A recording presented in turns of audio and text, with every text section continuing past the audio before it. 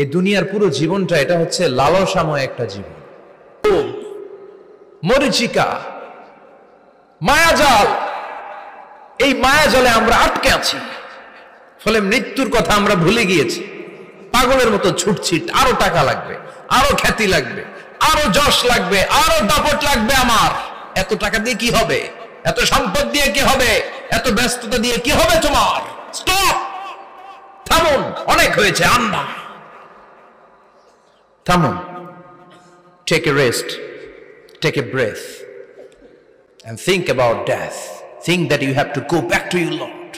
একটু বসেন না, একটু ভাবেন যে আমাকে চলে যেতে হবে, চলে যেতে হবে। এই কোলাহল, এই ব্যস্ততা, এগুলো থাকবে, থাকবো না আমি।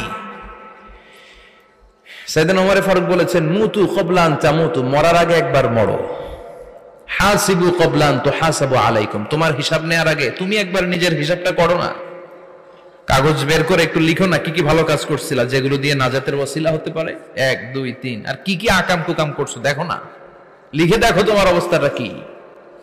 মরার আগে একবার মরো। মরার আগে খাটের মধ্যে শুয়ে শটান করে চোখ বন্ধ করে একবার মরার ভান করে দেখেন কেমন লাগে। চোখটা বন্ধ করেন আর ভাবেন আপনি নাই, কি কি হতে পারে ভাবেন। আপনার ছেলে মেয়েরা কান্না জুড়ে দিবে, আপনার প্রাণের স্ত্রী বিলাপ শুরু করে দিবে, বন্ধু বান্ধবের চিৎকার আর মাতম, স্থানীয় এলাকার মসজিদে ঘোষণা, অমুক এলাকার নিবাসী অমুক ভাই অমুকের ছেলে অমুক দুনিয়ায় নাই। সব আত্মীয়রা চলে আসবে, ফেসবুকে স্ট্যাটাস দেয়া হবে, সবাই সবাইকে জানাবে বিকাল 4টায় অমুক হাই স্কুল ময়দানে আপনার জানাজা। ছুটে আসবে, সবাই ছুটে আসবে আপনাকে শেষ বিদায় দিতে, গুড বাই জানানোর জন্য, আল ওয়াদা, বিদায় জানাতে আসবে সবাই। 4 তাকবীর দিয়ে আপনার জানাজা হবে, অশ্রুসিক্ত জানাজায় আপনার বিদায় হবে। কাঠের খাটিয়ার মধ্যে করে কাঁধে তুলে আপনার কবরে নেওয়া হবে, আগে থেকে খুঁড়ে রাখা কবরটার মধ্যে আপনারে বিছিয়ে দেয়া হবে, বাঁশের কচি দিয়ে তার উপরে মাটির চাপা দিয়ে সব চলে যাবে। ভাবেন না একবার চোখ বন্ধ করে, this is the circle of life, this is the nature of life. এটা সবার হবে, আমার হবে, আপনার হবে। মায়া, এত ভালোবাসা কই যাবে? কেউ থাকবে না, সবাই আপনার অন্ধকার কবরে রেখে দিয়ে চলে আসবে। উপরে বাঁশের কঞ্চি, তার উপরে মাটির চাপা, অন্ধকার আর অন্ধকার। এই অন্ধকার যেন শেষ হতে চায় না, শুধুই অন্ধকার, ঠিক কিনা? এজন্য আমাদের চলে যেতে হবে। দাদা গেল, চাচা গেল, মামা গেল, আমাদেরকেও যেতে হবে, জোরে কোন ঠিক কিনা? একদিন মাটির ভেতরে হবে ঘরে মন আমার, কেন বন্ধ দালান ঘর, প্রাণ পাখি উড়ে যাবে পিঞ্জর ছেড়ে।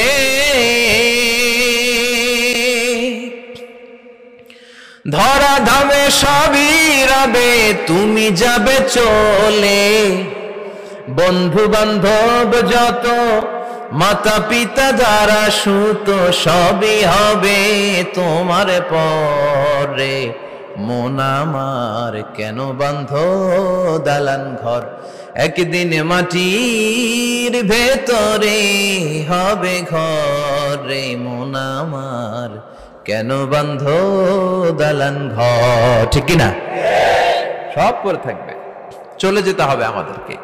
এজন্য আখিরাতের কথা যেন আমাদের স্মরণ হয়। বিশ্বনবী বলতেন, নাহাইতুকুম আন জিয়ারাতিল কুবুর, আমি তোমাদেরকে কবর জিয়ারত করতে আগে নিষেধ করতাম, কিন্তু এখন নিষেধাজ্ঞা প্রত্যাহার করে নিলাম।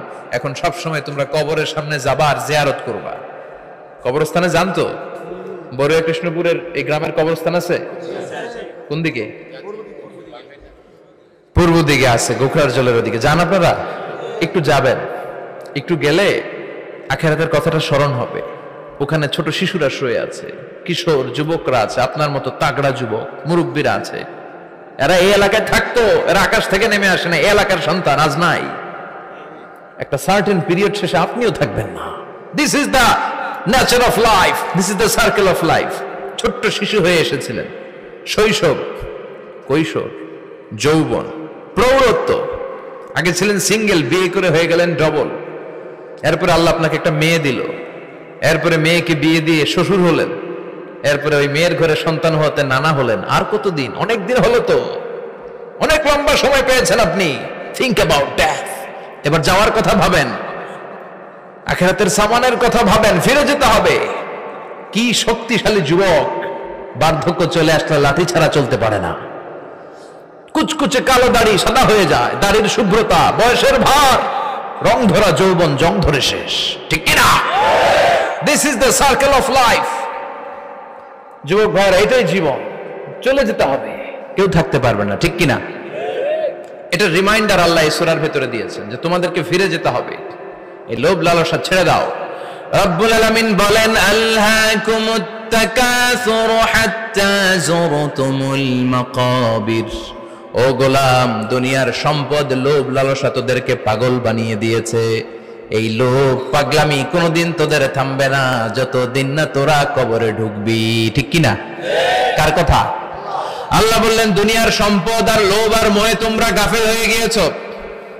আখিরাতের কথা বেমালুম তোমরা ভুলে গিয়েছো, কিন্তু আখিরাতে তোমাদের যেতেই হবে, কবরের বাড়িতে তোমাদের ঢুকতেই হবে, ঠিক কিনা? যেতেই হবে। আমরা ভুলে যাই। আলহাকুমুত তাকাসুর, অতিরিক্ত পাওয়ার লোভ, বেশি বেশি খাওয়ার লোভ, বেশি বেশি জমানোর লোভ মানুষকে গাফেল বানিয়ে দিয়েছে। এটা মানুষের স্বভাব, আরো চাই আরো চাই, এই স্বভাবটা আছে না নাই? দেখবেন ছোট বাচ্চারা মসজিদের দোয়া অনুষ্ঠান শেষে জিলাপি দেয় না? বড়ে কৃষ্ণপুর কি দেয়? আগে বাতাসা দিত না, এখন কি দেয়? জিলাপি দেয়, মিষ্টি দেয়। তো মসজিদের 2-3 গেট থেকে যদি দেয়, ছোট বাচ্চারা দেখবেন এদিক দিয়ে কয়েকটা নিয়ে আবার ওই গেটে লাইন ধরে। ওর হাত হলো ছোট হাত, ওর হাত ভর্তি জিলাপি, আর নেওয়ার জায়গা নেই, এরপর আরেক জায়গায় লাইন ধরছে, আরো লাগবে আরো লাগবে, এই আরো আরো আরো চাই। এই স্বভাবটাই মানুষকে কুড়ে কুড়ে শেষ করে দিয়েছে। এত লাগবে কেন তোমার? চাহিদার কোনো শেষ নাই। Unlimited demand of human being. যার আছে বেশি তার চাই বেশি। যার সাইকেল আছে তার হুন্ডা চাই, হুন্ডা আছে তো প্রাইভেট কার চাই, প্রাইভেট কার আছে তো প্লেন চাই, প্লেন আছে তো হেলিকপ্টার চাই, হেলিকপ্টার আছে তো ওইটা চাই, ওইটা আছে তো সেটা চাই, ঠিক কিনা? এলাকার মেম্বার যে হয়েছে চেয়ারম্যান হতে চায়, আছে না নাই? চেয়ারম্যান সাহেব এমপি হতে চায়, আছে না নাই? এমপি সাহেব মন্ত্রী হতে চায়, আছে না নাই? মন্ত্রী সাহেব প্রধানমন্ত্রী হতে চায়, আছে না নাই? কিন্তু এই দেশে সুযোগ নাই। কথা কন? এই দেশে প্রধানমন্ত্রী সিলেক্টেড, 2-3 জনের বাইরে কেউ প্রধানমন্ত্রী হইতে পারবি না, ঠিক কিনা? আমার এই জীবনে তো আমি 2-3 জনই দেখলাম। বেগম খালেদা জিয়া, মাননীয় প্রধানমন্ত্রী শেখ হাসিনার ছোট্টবেলা দেখেছি এরশাদকে, আমরা তখন ছোট। তো মানুষের চাহিদার কোনো শেষ নাই, যার আছে বেশি তার চাই বেশি। এজন্য বিষ্ণু বলেছেন, উনজুরু ইলা মান হুয়া আসফালা মিন, তোমার চেয়ে যে খারাপ আছে ওর দিকে তাকাও। ওয়ালা তানজুর মান হুয়া আ'লা মিন, তোমার চেয়ে যে ভালো আছে ওর দিকে তাকায়ও না, তোমার চেয়ে যে খারাপ অবস্থানে আছে ওর দিকে তাকাও। অনেকে নিজের অবস্থান নিয়ে সুখী না, এরকম আছে না নাই? আল্লাহ আমার এটা দিল না রে, ওইটা দিল না রে, পাইলাম না রে, কিচ্ছু হয় না, কি করব জীবনে, হতাশ। আসলে আছে কিন্তু অনেক, কিন্তু শুকরিয়া নাই, ডাকাত, ঠিক কিনা? নিজের অবস্থান নিয়ে সুখী না, কিন্তু অনেক লোক আছে তারা আপনার অবস্থানে পৌঁছতে চায়। তাদের দিকে তাকিয়ে দেখেন, আপনি যে অবস্থানে আছেন এই অবস্থানে পৌঁছাটা অনেকের কাছে স্বপ্ন। তারা প্রতিনিয়ত সংগ্রাম আর স্ট্রাগল করে যাচ্ছে আপনার অবস্থানে পৌঁছতে, আর আপনি এটা নিয়ে সন্তুষ্ট না। শেখ সাদির নাম শুনেছেন? বালাগাল উলা কাশাফাত দুজা, এই কবিতাটার রচয়িতা ইরানের বিখ্যাত এক কবি। উনি একবার আর্থিক সমস্যার মধ্যে দিয়ে সময় কাটাচ্ছেন, টাকা নাই, পয়সা নাই, পায়ে দেওয়ার মতো জুতা নাই। উনি খুব দুঃখ পেলেন, হায় রে, আমি ইরানের এত বড় কবি, আমার পায়ে দেওয়ার মতো জুতা নাই। দুঃখ ভরা মন নিয়ে রাস্তায় হাঁটতে বেরোলেন। হাঁটতে হাঁটতে হঠাৎ দেখলেন একটা লোক শুয়ে শুয়ে কাঁদছে, ওই লোকটার 2টা পাই নাই, পাই নাই। উনি সেজদায় পড়ে গেলেন, আল্লাহর কাছে ক্ষমা চাইলেন, আল্লাহ অনেক দিয়েছো, শুকর আলহামদুলিল্লাহ। এজন্য যেই পরিস্থিতিতেই থাকি না কেন আমরা কি পড়বো? জোরে বলেন, কি পড়বো? এজন্য কানাতু মিনাল ইসলাম, অল্পে তুষ্ট থাকার নাম হলো ইসলাম। সম্পদ লাগবে কিন্তু সম্পদের পাহাড় লাগবে না, ঠিক কিনা? অল্প খান, অল্প পড়েন, অল্প জামান, অল্পের ভেতরে বরকত ঢুকায়া দিছে কে? দেখবেন যাদের সম্পদ অল্প তারা সুখী বেশি। জরিপে এটা দেখা গিয়েছে, অনেক সার্ভেতে এটা এসেছে, যারা সম্পদশালী এরা দুঃখী বেশি।